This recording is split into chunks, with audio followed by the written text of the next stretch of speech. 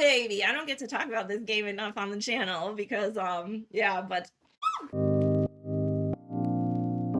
welcome and welcome back everybody. T here, and as y'all know, it's what I showed up for. It's in the title, it's in the thumbnail. We have 5 more disappointing games for y'all today, and this one has some pretty painful ones. Let's be honest, none of us got into the hobby because we wanted to hate on games and be disappointed.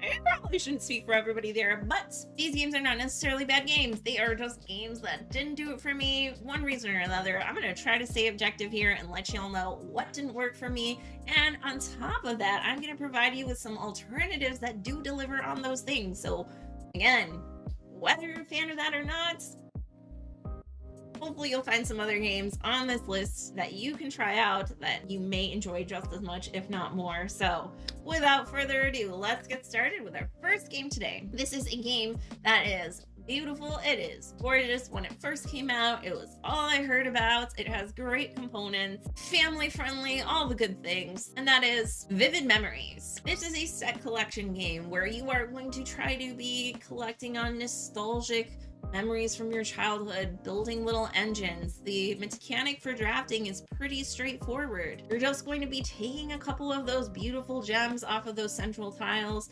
eventually getting tiles, placing those tiles into your board to build these different little routes to represent the different connections between memories in your brain. Super charming theme, super great presentation, has a lot of little things that make a lot of sense. It is not necessarily a difficult game to learn. However, this game hurts my brain to a degree that is just unforgivable. I don't know if it's because of how the game is designed or if I'm just dumb.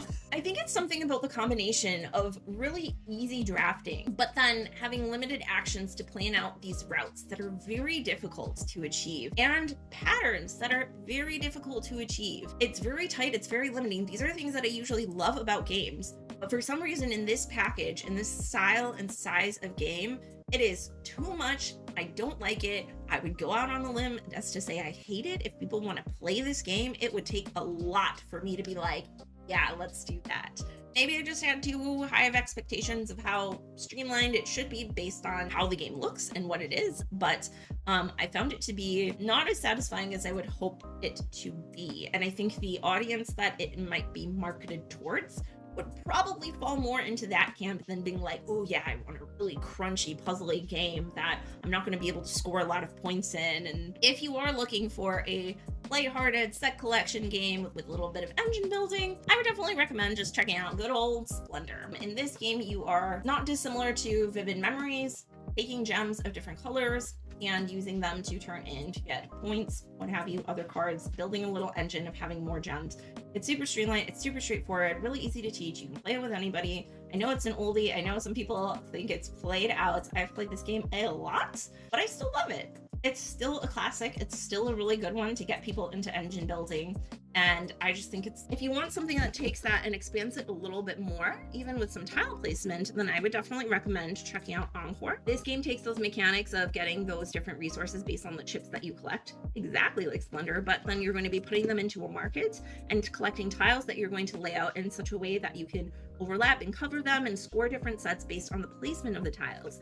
This is absolutely what I would say would be a direct replacement for me in terms of what I hoped Vivid Memories could do, and the amount of effort I would have to put in for the amount of reward that I get back in terms of strategy and collecting points and being able to complete sets. Vivid Memories really missed the mark on that for me. Again, I think it was too difficult to get those different chains and to also manage getting the different objectives on each of the different card tokens that you're taking in and turning them in for points. I think Encore does a really good job of feeling rewarding without just giving you the points, where you do have to strategize a little bit with which tiles you're collecting and when you're turning them in and how you lay everything out. So I would definitely recommend, if you're looking for something that's a little bit more entry, if you thought Vivid Memories was going to be more of like a family game you can play with kids, Splendor is great. If you're looking for something a little bit more that isn't too punishing or too brain burning or just annoying, then I would check out Encore. Next on the list is a game that I was absolutely looking forward to for a couple different reasons, and that is 15 Days. This is a game that was released as part of Thundergriff's Matchbox collection, which marketed itself as kind of these like Euro-Wii style games in a tiny package that all had solo play. 15 Days is a game that's primarily composed of cards, featuring beautiful artwork by Sunny Shu. Like, hello. If you haven't checked her out, like, I'm gonna put a little up here. You can watch that after. It is just a set collection game with numbers where you're getting different numbers of animals, and then if you have certain things, you can get the little animal token and get a special power. I'll be honest here and say I might just have a really bad taste in my mouth from the god freaking awful rule books that came with the original set of games. As somebody who plays a lot of games, who reads a lot of rule books, who teaches a lot of games, I'm not saying I'm perfect, but these rule books, I got done reading them and I was like, what the am I supposed to do? How do I play this game? I don't even know what I'm supposed to do on my turn, much less what the goal of the game is. So that, I will admit, definitely tainted my experience of playing the game. After reading the new rulebook and playing it again, it was a little better. Still wasn't great. I think that there are too many little things going on with like the animal powers and switching things and how you get the cards.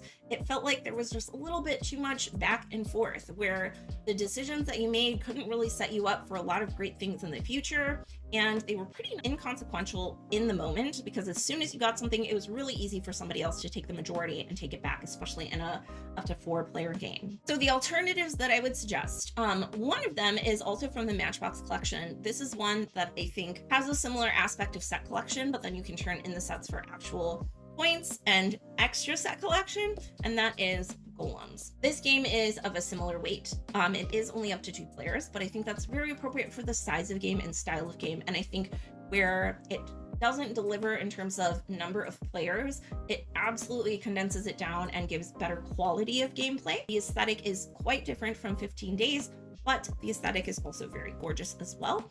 It is well produced. The original rulebook for this game wasn't great either, but after returning to it with the new rulebook, I had a newfound appreciation for this one, whereas with 15 Days, I really didn't. You have crystals, you're drafting certain cards from 4 different pools, putting them in front of you as either resources or golems. The multi-use card effect of this really replaces just the card and number in 15 Days and then getting majorities for tokens. I think the use of multi-use cards here really is a step up in terms of quality and in terms of design that I appreciated, to give players options and to be able to plan ahead. And as I said, all of these games have a solo mode. So Golems also has that solo mode if that's what you were looking for. Now, if you really like the aesthetic and theme of 15 Days and you were hoping for something that was just a wonderful little card game that played on majorities a little bit, oh, I've got a treat for you. So we have Harvest Island, which features artwork from Sunny Shu, as previously mentioned.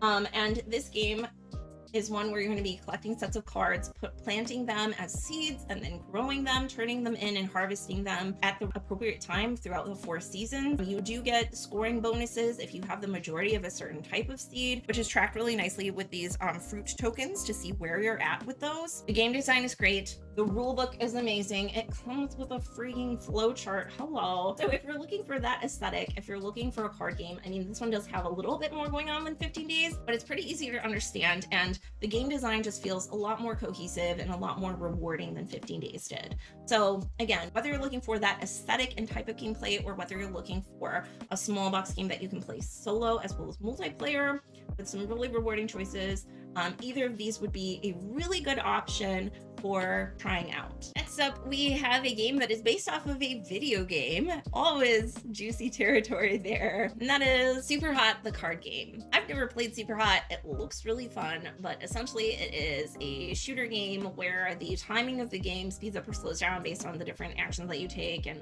what have you. So the idea of putting this into a board game seemed really intriguing because as a video game, I think for the time, especially that it came out, it was certainly very innovative. Super Hot is a deck building game. It can be played solo or with 2 to 3 players, I believe. I primarily got it as a solo game because the idea of a solo deck builder was really exciting for me. However, the actions that you're afforded in this game, very basic.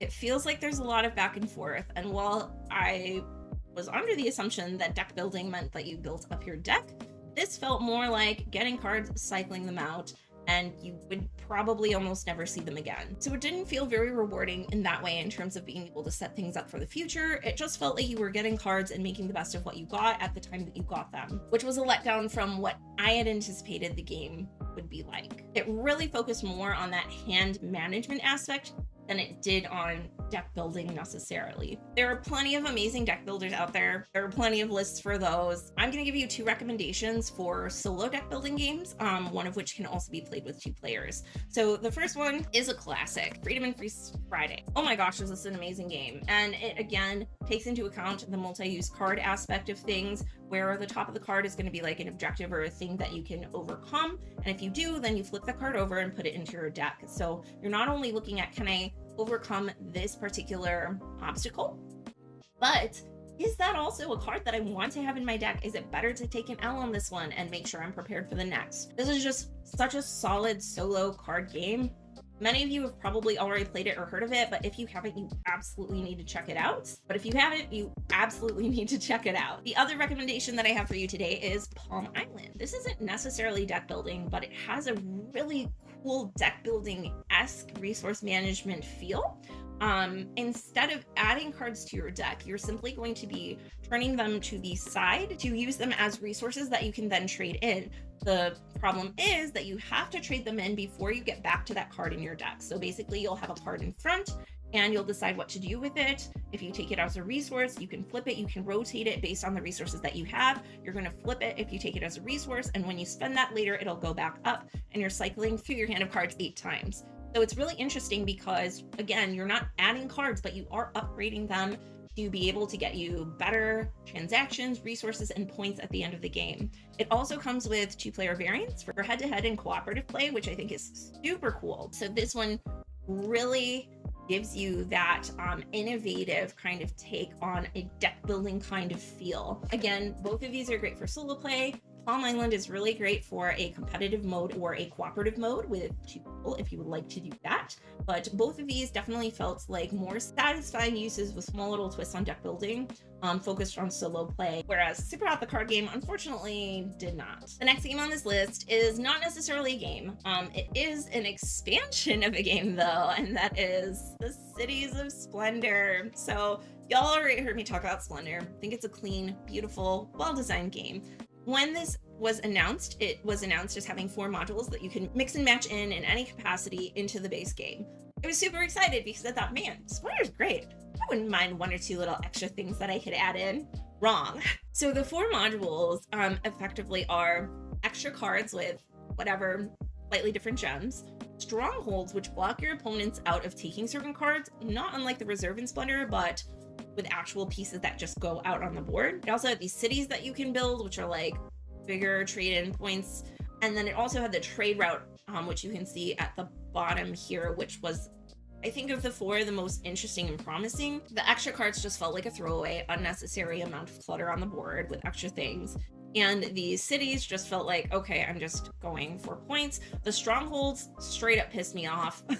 Reserving cards, you can block out your opponents, and this just added another more annoying way to do it, where you would just put a thing out and someone would spend it to take it away, and then they would take it. Like, it was just unnecessary. All in all, none of these modules on their own added anything that I was like, wow, oh my gosh, it feels like Splendor revived. And no combination of modules was particularly interesting as well. In fact, putting all the modules in, well, that's probably not how it was designed to play. Y'all know me. If you're gonna give me like 7 modules, I'm looking at you, Shady Torbay on IRAM, I'm gonna put them all in all at once. This really missed the mark for me in all the ways. I would definitely recommend just sticking with base game Splendor if you want something quick and clean. One thing that I was really excited about more recently though was the fact that they did clear a version of Splendor. Now I will say that there are many times where I would rather just play good old Splendor, but Splendor Duel does add a little bit of extra mechanics where you have a grid that you're drafting off of. There are a couple extra little powers that you can get, and instead of just having the royals, you have 3 different win objectives.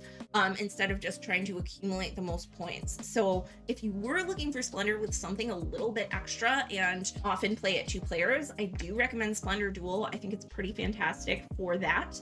But the original base game of Splendor, in my opinion, is all you need. Unfortunately, I cannot give high praise or recommendation for the expansion. The last game on this list was one that I was really excited for. It was one that there was a lot of buzz over. It has art, again, from one of my favorite board game artists. It's very promising. It's in the vein of one of my favorite mechanics, which is engine building, and that is Whirling Witchcraft. So this game has gorgeous presentation. Like I said, it's an engine builder, but it's really fun because there's a lot more emphasis on player interaction, where when you produce resources, they go into your cauldron, and that goes to your opponent, which gives them resources that they can then use on their next turn. But if you give them too many of a particular type, it overflows and goes back to you into your scoring circle at the top of your board, which will get you points. And that's how you win, by overflowing that opponent's cauldron. So you're going to be drafting these different spell cards, which give you different conversions of resources. Pretty cool. And I like the player interaction. The problem with this game is that you're only ever passing your cards one way and your resources the other.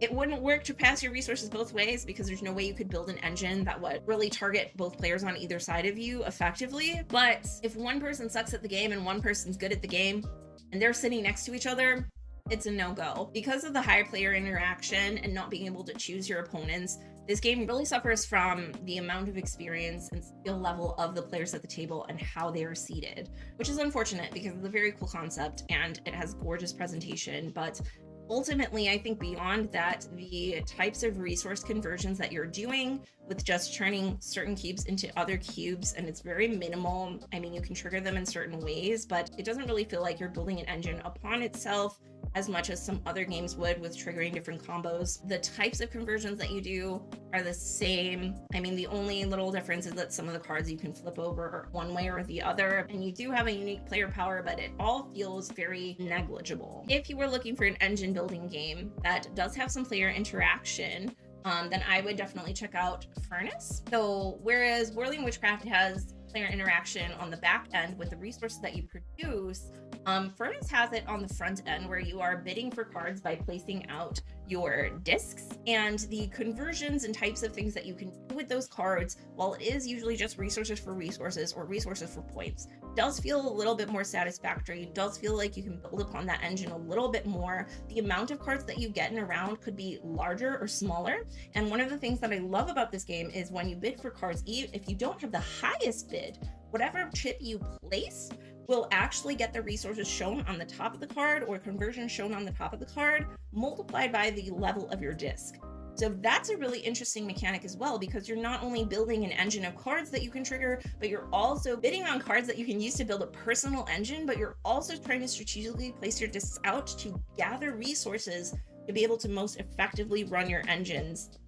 And there's a little engine building on the board, because some of those cards, instead of getting resources, you can actually do different transactions.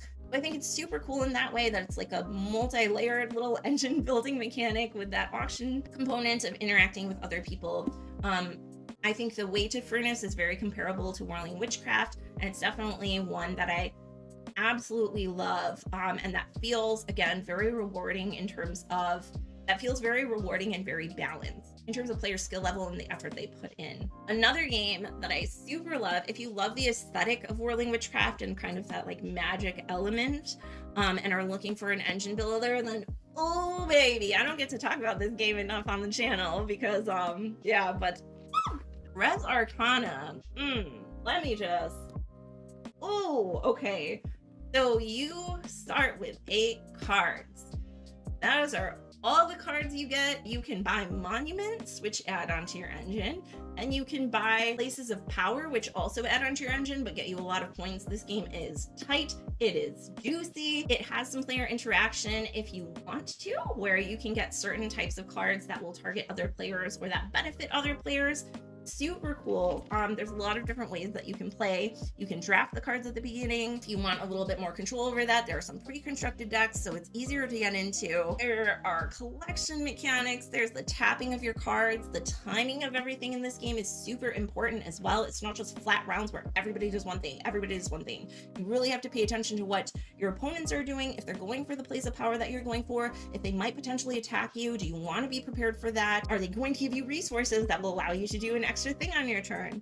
And it's one transaction at a time, and you go around the table, which is different from both Furnace and Whirling Witchcraft in terms of how you decide to run your engine and in what order and what times. The cards are also technically kind of multi-use, because if you have a card in your deck that you don't want to or can't use at the time, you can always discard it to get resources, which I think is a brilliant way of condensing down the cards into an 8-card deck. Even if you get a small little engine that you're given that's like, this doesn't work, still discard to get resources to get things that do work with the cards that you have, which I personally really love. I don't even mind not being able to draft and have a lot of agency over my engine, because I just think that puzzle each time of getting 8 new cards and seeing like, okay, what can I do with these, is super great. And the game triggers at 10 points, or I believe it's 11, or a couple more with the expansions. This game, if you're looking for an engine builder that is very magical, that is super interesting, that does have quite a bit of player interaction, or at the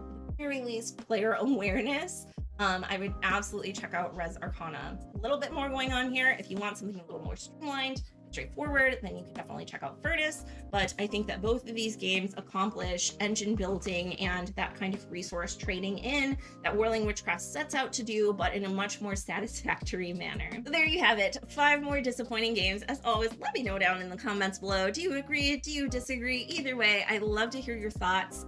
If you have other game suggestions as well, based on these 5 games that you think others might like, put them down in the comments and make sure you read through those, because there are some gems down there. Every time I go through, I always find at least 1 or 2 little gems that I'm like, ooh, okay, yeah, I didn't think of that, or ooh, I definitely need to check that one out. Thank you as always again so much for joining me, and I'll see you next time.